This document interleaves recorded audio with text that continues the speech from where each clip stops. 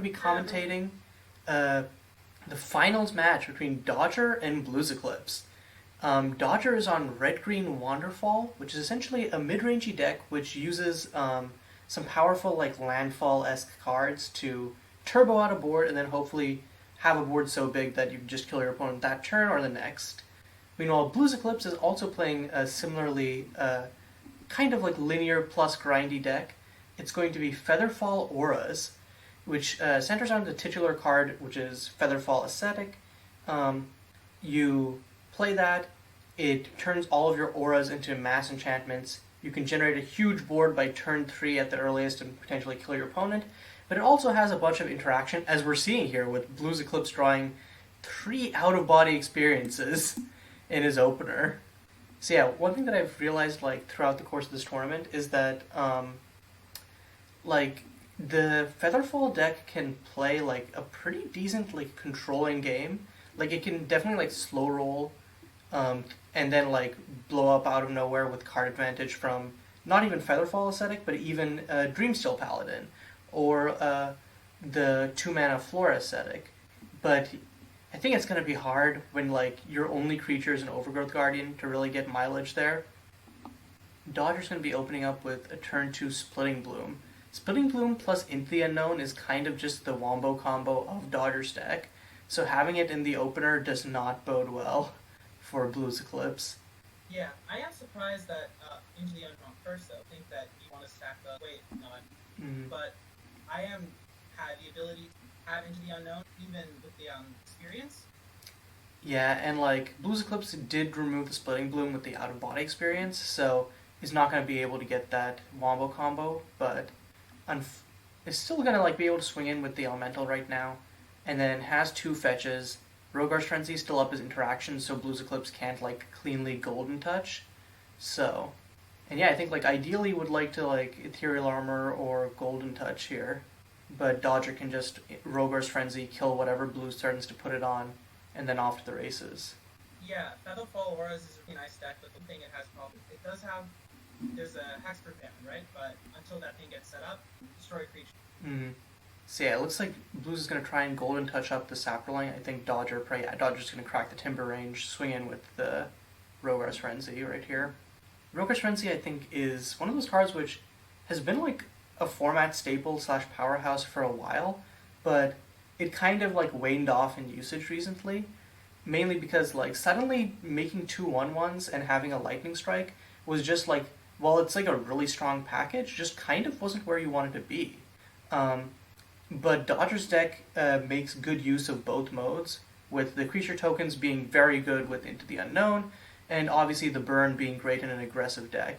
It's also the only piece of main deck interaction in the deck, which kind of speaks to how, despite it being kind of like a more mid-rangey deck in its costs, it is still like fairly linear in how it plays. Yeah, I think one thing with Rogar's Frenzy is that in recent months we definitely had a lot more control decks showing up, and the tokens that you get off of casting the spell are definitely a lot weaker. Okay, so it looks like Dodger's going to run out a main phase Sang-Jin. Not sure why particularly. Yeah, it seems like you definitely win and get additional. Or at worst, just I don't know, just hold up the Sang-Jin. Oh yeah, that as well as Flash. But I guess going. Yeah, I guess the thought was I will ramp so I can get both of these out this turn, which is fair. But I guess the idea is just press the advantage while Blues is kind of on the back foot. Which but, I mean, Blues isn't really on the back foot. He's packing 2 out-of-body creature interaction. Fair, but also Blues' only way of catching them is a Pain Land, and like it isn't free removal by any means, as we've seen. Like. Right. Because like now Dodger, because as long as Blues' only creature is this Overgrowth Guardian, it's gonna just like Blues is stuck on 1 white land and all white cards. Like, and Dodger's just gonna probably untap, play Intrepid, grab something crazy. Into the Unknown got turned off by his Tether simplicity, but like, who cared? Like Dodger's just like, okay, I'll just keep beating in. Like, sure, you stop the thing that would allow me to kill you in 1 turn. I'm still just gonna kill you in 2. Yeah, that's. Do you think that? I think that definitely doesn't have 2 out here on some Featherfall set or some kind of card draw. He doesn't get a card draw engine here. like, is it weird to say that I think Blues is, I don't know, I feel like Blues' best draw is literally just a Plains. Yeah, that makes sense.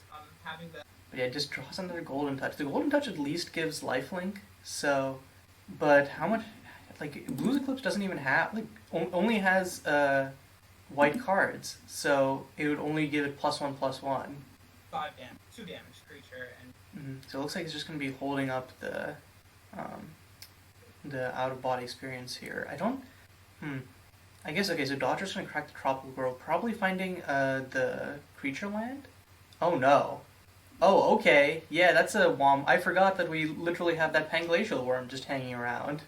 So, you're going to flash into Camouflage Sparios and also find the creature land, like I predicted. But yes, this went from like, so Dodger wins in 2 turns, but BluesEclipse is like not dead, super dead yet. And now it's like, no, never mind. Blues is just 100% dead right now. yeah, it's Yeah, Blues just had like an awful opening hand, and Dodger kind of just kept putting the pressure on him. Judge Call. Interesting. Is it because Camouflage Sparios? Can you cast it at instant speed? How will we know? Or wait, no. Let's see. The Judge Call is. Oh, the Judge Call is all of us apparently failing to do math because Camouflage Barrios costs 7 mana, which Dodger doesn't have. Because it has 3 creatures that would cheapen it to 7. Dodger paid 5, which is, not how math works. In my defense, I just assume that players know what they're doing. So we're going... lots of lands. It happens. So we're back to... Blues is not actually dead next. Oh, I know. Even with Lumbering Hillock, actually, Blues is still just dead. No, actually, so BluesEclipse, out of body experiences the Lumbering Hillock, chumps this, or doesn't even chump, just takes 5, goes down to 2. So, yeah, that's probably the idea here. And yeah, we have someone in Twitch chat, Copity, saying Dodger probably looked at the generic and forgot the GG, which yeah, I can definitely see it. Yeah, that seems. Could also treat the. Also, CJ saying Blues goes to 1 if they out of body experience and don't block. Not if they do it during attackers, because then the elemental just comes in, because they'll take 3 from Sangjin, 1 from the scout, 1 from the elemental. Lumbering Hillock gets turned into an elemental, but then it doesn't come in attacking.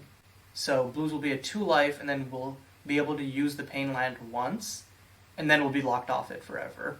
So yeah, I think. Yeah, that makes sense. So this was kind of like this was a bad position for Dodger to get a Judge Call in, because it's like, man, you're winning the game anyways. Like, don't jeopardize it this way. Right. Regardless of the Judge Call, though, I don't. I think the main way that this comes back to haunt Dodger is if he makes other GRVs over the course of this set, then that could just come back and lose him the entire set or game. Sure. Is it the rules for GRVs? Is that for each tournament or? It's for each tournament. I don't know if Dodger has any other GRVs prior to this. But then if not, would need 2 more for a game loss, essentially. So yeah, Dodger's just going to shuffle it back in, take the GRV, and then moving on. If Dodger still had a fetch up, could fetch up a Blood River and then use that with Intrepid to just swing in for lethal, but doesn't really have that. Well, okay, Seeker of New Horizons means that can still dig for it. This is interesting because I feel like if you're Dodger, why not just go for the Lumbering Hillock? But I guess the thought is, if Blues has removal, you're not winning this turn anyways, so might as well just go for the value play. Yeah, for sure. I think also having the Shifting Dragon makes part of that decision a lot easier. You'd be able to try to stack some. So, Dodger's just going to hold priority, play the Shifting Crag. BluesEclipse is going to try and remove the Seeker of New Horizons in response, but then Dodger's just going to crack the Shifting Crag in response and put it on the stack. So gets 2 pseudo draws off the Seeker of New Horizons. And then... Okay, second trigger resolves. So yeah, it looks like just going to be a simple divination. But still, yeah, I don't see Blues having an out here. goes down to 1, has no resources, has an Amber Hills that he can't use. That's game. Right. Mm-hmm. This kind of showcases how well the Wanderfall deck you can get going. Mm-hmm. It's also, I think it was also like, it was just kind of a stumbling block for Blues. Had good interaction to stop Splitting Bloom, to stop Into the Unknown, but ultimately, like, it wasn't like Dodger had like a very fast clock there. Dodger just had like kind of a reasonable thing of like, I will play a 3-2 on turn 3, and then I will play a 1-1. I will get a 1-1 off my 2-drop. Blues just had nothing proactive going on and didn't draw like another land for the rest of the game.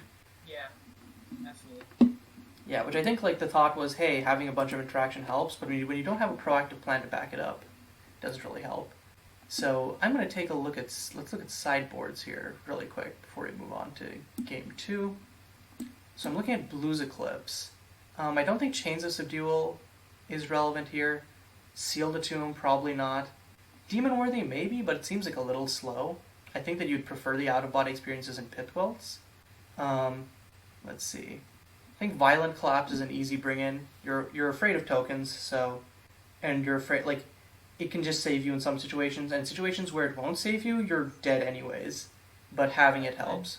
Yeah, Violent Collapse is cool, but I think the worry is if Dodger is a landed creature and then get a fetch land out, Splitting Blooms is able to make 3 counters on them, the Violent Collapse might not be that it's over. Yeah. So I think probably takes out... I would take out a Tether of Simplicity for a Violent Collapse and have that be it. Let's see, on Dodger's end... Okay, so Shikai's readout is for the graveyard matchups, not here. Void Flare, I think you definitely bring in just to have something that can kill a Featherfall aesthetic before it goes off, and it doesn't hurt you in the cases where, like, yeah, it just domes Dreamsteel Paladin and Featherfall aesthetic, so I think there's no reason not to bring it in. Ruinous Naga, Sporeflow Protector, Pyroclastic Mon, Snowfield all feel like cards which aren't super for this matchup, but yeah, I think it's just you bring in the Void Flares. Yeah, I think both decks are too much more interaction. Yeah, you just have to trust that like you will draw your interaction first, and then you can go off. So it looks like game 2 has begun. Blues with the natural turn 2 Featherfall aesthetic. Doesn't have any other creatures though. So does have the Hexproof aura, and but nothing else. So could Blissful Lull, or could play Dreamsteel Paladin here and then try to go for the draw 3 cards next turn. No, okay, Blues is just going to run out the Blissful Lull while Dodger's tapped out. So we'll be able to... Yeah, we'll be able to swing for 3. Or actually, no, swings for 2 because it doesn't want to run the Featherfall into the Champion of Scales. Yeah, I think Blissful Lull is probably important. Not the most part of this deck, obviously, the Featherfall, but incredibly to protect your creatures where each one is tapped out, defenses, and... Okay, so, yeah, I think Dodger's just going to crack the Champion of Scales to play Seeker, right? Yeah. Oh, Lord, here we go. Here we go. And then can still replay a Champion of Scales by the end of it, but then at that point, Wanderlust will be online, so can then just have a 4/4 and start doming. Oh, man. Oh, Lord. Oh, and hits another Seeker of New Horizons. Oh, God. Oh, Jesus. Cue the circus music. Okay, because he's going to play the Rampant Summit. Into the Unknown number 3. Okay. Yeah. Wow. That's certainly... Okay, cracking the Timber Range. The Unknown comes out here the second chip. I think I would play the Champion right now, and then just get the 4 damage in real quick. Next turn you can threaten to play Seeker plus Into the Unknown by sacking the Champion again. You're right. And then get...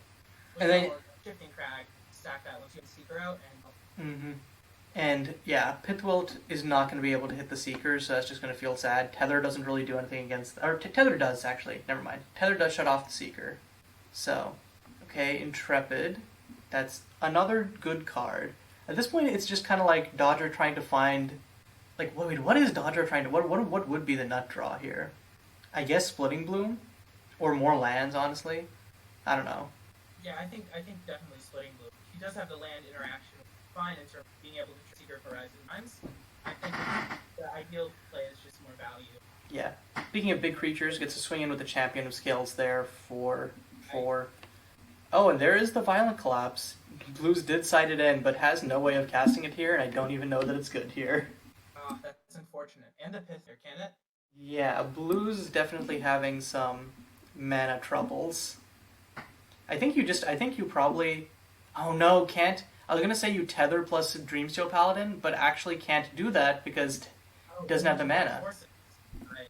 So I guess just swings in for 2 with the bird again, but then yeah, this is just a bad situation. Okay, oh, another land for Dodger! No!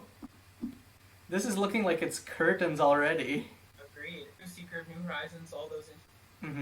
Okay, Dodger is going to go into the tank here, and I think that's fine because, like, might actually just have lethal here, and I don't think, if I was Dodger, I wouldn't want to miss it, you know? Yeah, 100% agree. It was about to, no, okay, yeah, he's going to do it. He's going to hard cast the hard- Seeker. Here it comes. This does mean that, I believe, yeah, Into the Unknown is offline. 15 Crag only. Well, Dodger could hit a different land, and remember, doesn't have to play it tapped. Can just put it into his hand and then use one of the extra land drops. But it seems like he's.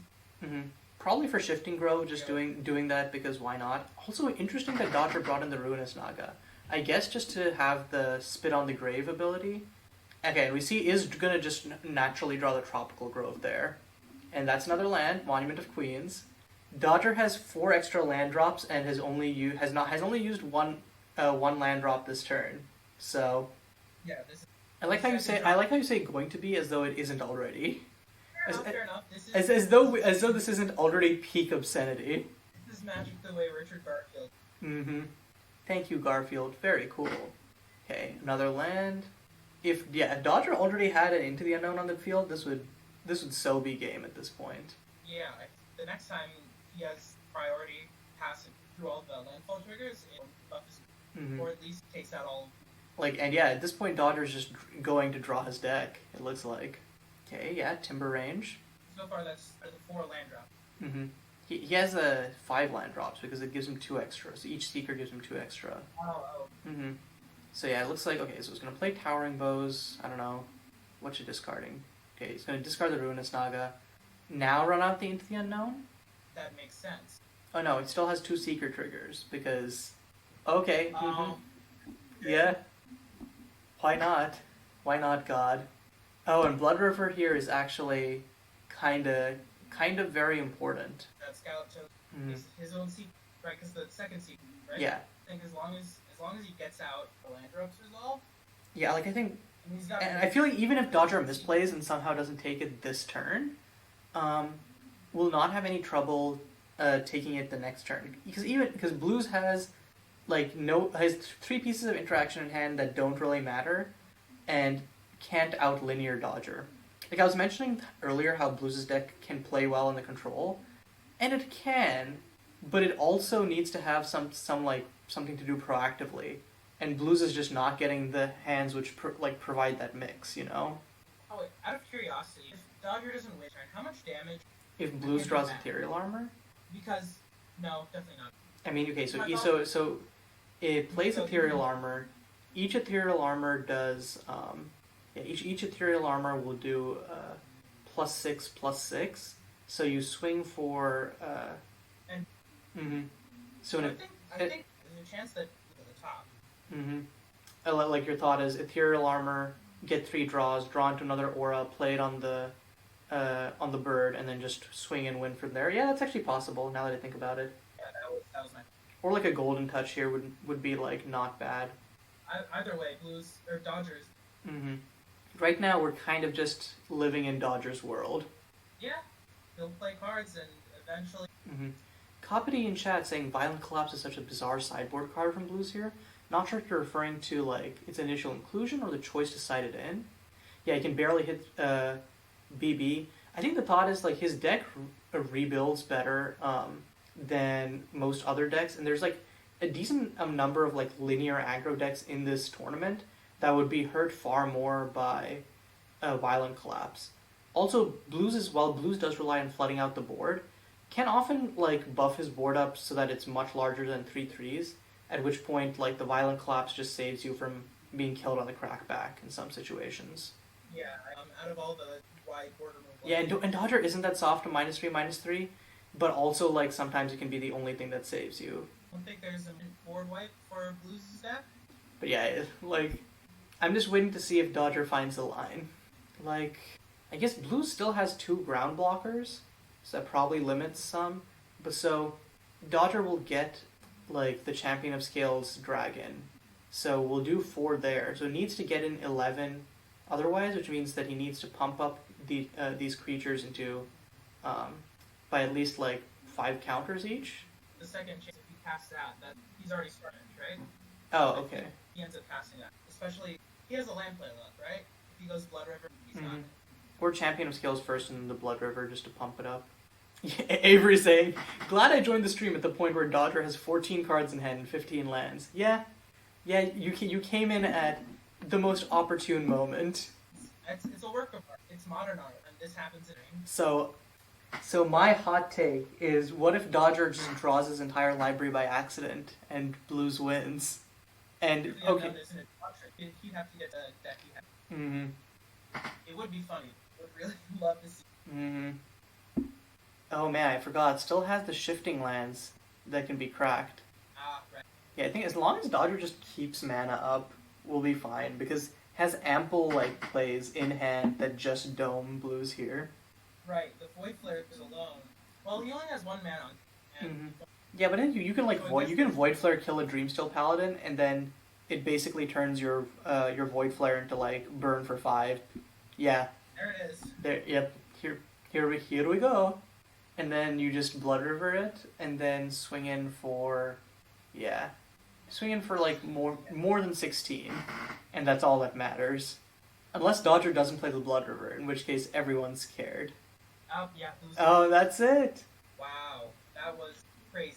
Mm-hmm. I love how like everyone in chat is talking, as like we're trying to find the ways in which Dodger can screw that up, and not like, because it's not like Blues has outs at that point. The out is Dodger was too big brain with his deck, and just like it gets the better of him.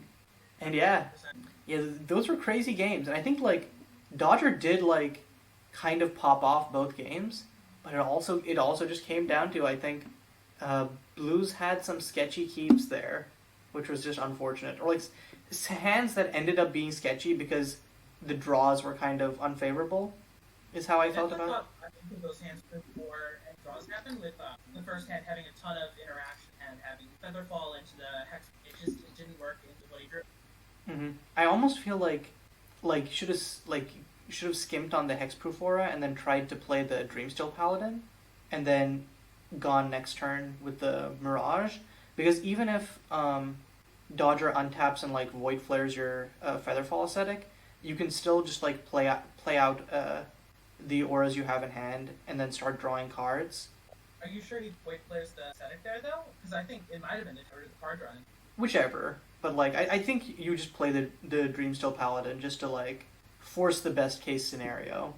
Yeah, and when it happened, Dodger didn't have any. It would have been fine unless Dodger drew. Yeah, Kopity in chat saying Blues lost to how he built his mana base here as much as anything else, and I'm kind of inclined to agree, but also not like. Yeah, like I don't know if it was just like the mana base building or the mana that he drew, but it also just feels like a little bit ambitious with some of the cards. Yeah. Yeah, definitely. I wouldn't say lost to how he built his mana base, but I would say it was definitely a huge factor. Mm-hmm. But yeah, ultimately, thank you for joining me on Commentary Gateways. This was a fun finals match, and I think unless there's anything else, or actually one thing. Let's see if we can get the players in for a post-finals interview real quick. Well, first let's ask them, but let's see. If they do agree, that'll be fun to do. Okay, well while you do that, I just wanted to make a mana base. If you look at the mana base, it's generally very basic heavy in terms of, in comparison, well not that basic. I think one of the problems is there definitely weren't enough black sources. The only black dual lands that are here are one Arctic Pine, one Township, 2 Wayfarer Shrines of Fetches, and then 2 black fetches. Really, the deck wasn't obvious to have enough black mana to support the Violent Collapse in the board. So I think definitely there, and then more black sources in the main board, even if there wasn't as much black there. Having the sideboard Violent Collapse, having a more consistent Dream Unworthy or Kill the Tomb in the sideboard, that definitely would help for these class. Yeah.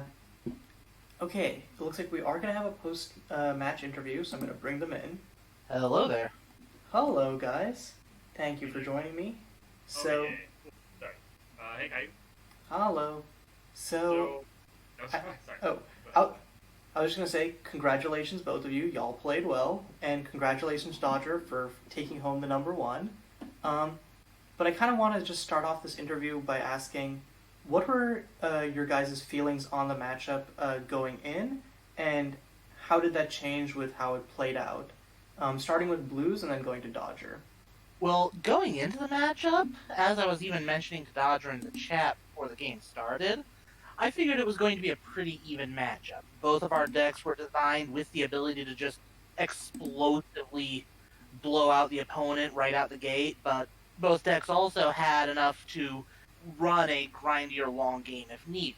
So it was definitely a situation where I didn't think either deck had a significant advantage over the other, and it was going to come down to player skill and luck of the draw.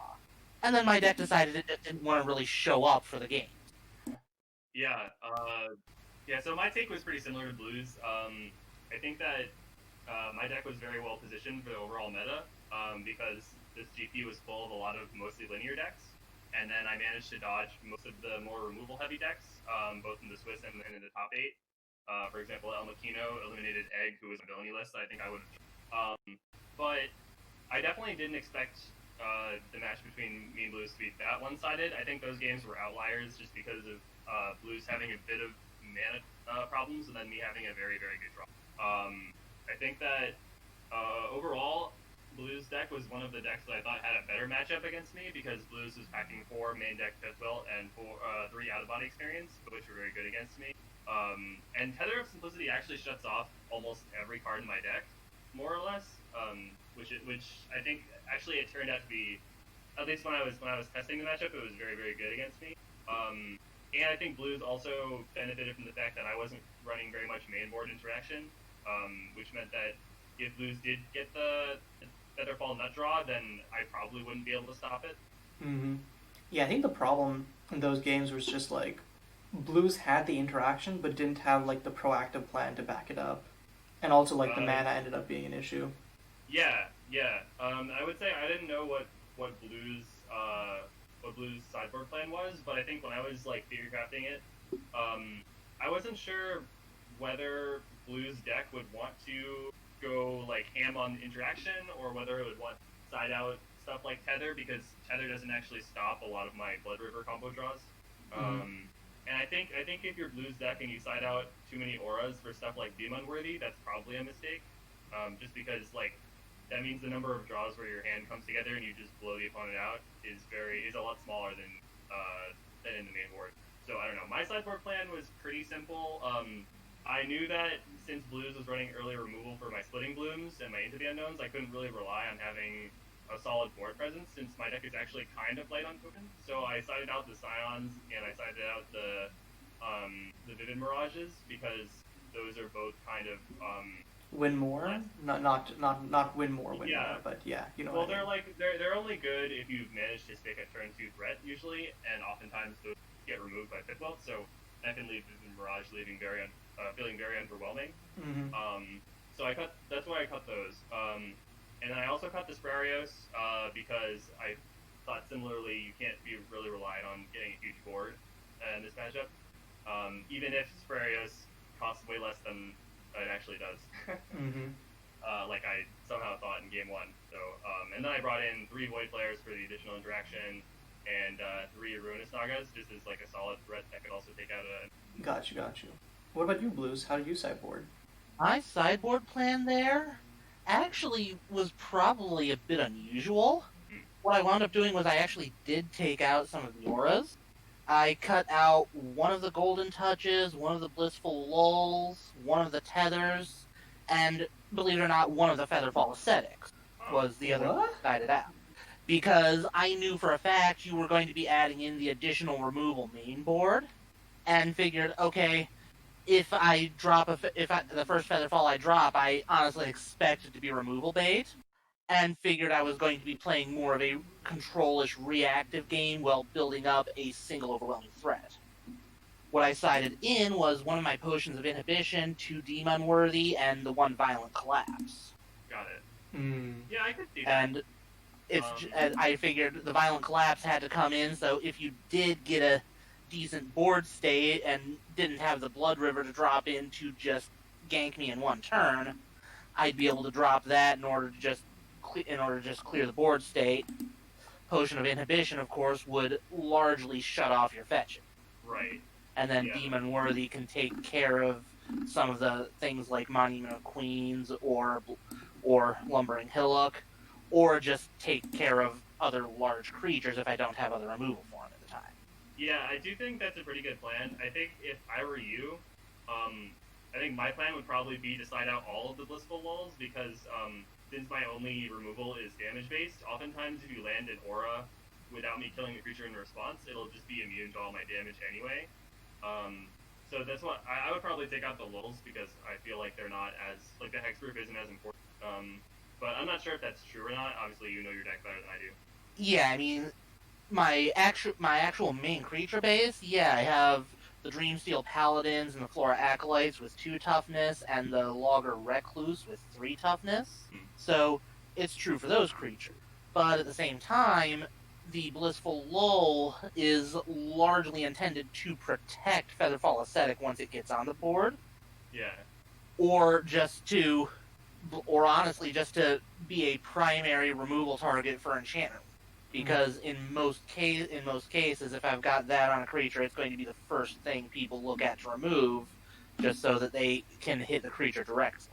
So, I can I can definitely see your argument there, and in some matchups, it definitely might hold more merit there. This might actually have been one of them where it would have been better to side out more of the Blissful Lulls, but I honestly think that the sideboard plan I had was a sensible one given the matchup. And like I said, unfortunately, it was just a case of the deck not wanting to actually show up for the game. Yeah, I definitely can't disagree. Do you have any more questions for us, Kai? Nothing specific. Gateways, do you have any? Yeah, during both of the games, and people in chat were just looking for your mana base, how 3 forests in the deck, maybe less black source with Violent Collapse, so I just wanted to ask you mana base. Well, the process I went through for building the mana base was mainly looking at it originally as just a purely green-white deck, because the deck, in its original form, was just a straight 2-color deck. I splashed black in specifically with the idea of having Pithwild access, because that would give me more removal capability, and at that point I figured I'd make adjustments to give me access to some number of black mana sources. So I added in the one-ofs of Arctic Mine, of Nomad's Township, and Nebula, the 2 swamps, and then the additional black fetches there in order to give me access to those lands. So I wound up with 5 actual black sources, plus the total of 7 fetches that can get black source. And I figured with the only card anywhere in the deck that would require more than 1 black being that one-off Violent Collapse, I figured that would normally be enough. In this case, as you saw, game 1, I had a black source turn 1 and just didn't see anything beyond my initial 2 lands. Game 2, I just never saw a black source at all. Okay. I don't think I have any more questions, so with that, do you guys have anything that you want to say before we wrap this up? Sure. Yeah, I just want to say that this is my second GP playing in the MSEM scene, and it's been really fun. Looking forward to playing some more, and it's nice to take home the big dub. I want to say thanks to all my opponents, and also shout out to Wendy for being the judge, because apparently I see Wendy a lot when I do my super plays. So I just want to and also shout out to Times for printing Worlds Away, because without that this deck would not exist. Okay. Actually, I just remembered one more question while you were saying that, which is, what are you going to champion? Oh yeah. I don't know. I think the three main candidates are, are Into the Unknown, Seeker of New Horizons, and Splitting Bloom. Mm-hmm. I think those three cards are definitely the backbone of the deck. I know Into the Unknown is like the big one that everyone's like, oh, that card's OP, and it is kind of OP. No, I think the big one that everyone's like, this is OP, is Secret of New Horizons. That's true. Yeah, that's another one. Yeah, having thoroughly used both of those cards at different points, I definitely would say Seeker is more OP than Into the Unknown. Yeah. I will note, a good argument could be made for you championing Blood River. Blood River is a good one. You know, honestly, Blood River was a last-minute addition to the deck before I submitted it for the GP. I was building it for a bunch of, like, you know, I was building the deck for about a week before and, like, goldfishing, and I played it in a couple league games. And then, like, right before I submitted the deck, I ended up was like, oh yeah, Blood River seems like a nice one to fetch. And then proceed to, like, as I learn how the deck works more during the tournament, I, like, sometimes just turn 3 kill people. And it's just like, the deck is like a totally different beast with Blood River in it. So that is true. Blood River is kind of an MD. I think I will probably be choosing Into the Unknown, because it is kind of the most iconic card in the deck, I think. It is also both colors that your deck is, so that works out well. Yeah. I'm a little hesitant because the MSEM set I am submitting contains a pack of masterpieces, one of which is Into the Unknown, but we can have... Oh, okay, so what you're saying is when Cloudscape doesn't get in, you still want something to console yourself with, and that's why you're gonna... Okay, got you. Well then, Caillou. Friendship with Caillou over. Yeah, okay. And with that friendship ended, I think that's a good point to end off on this. Once again, thank you all for joining me. This has been super fun. And I think that, I think it's only onward and upward from here. Like, both of these brews were just completely new things that we hadn't seen brought to a GP before. And seeing both in the second largest GP ever leaves me feeling good about the diversity and health of the format going forward. But yeah, until next time, this is Caillou signing off.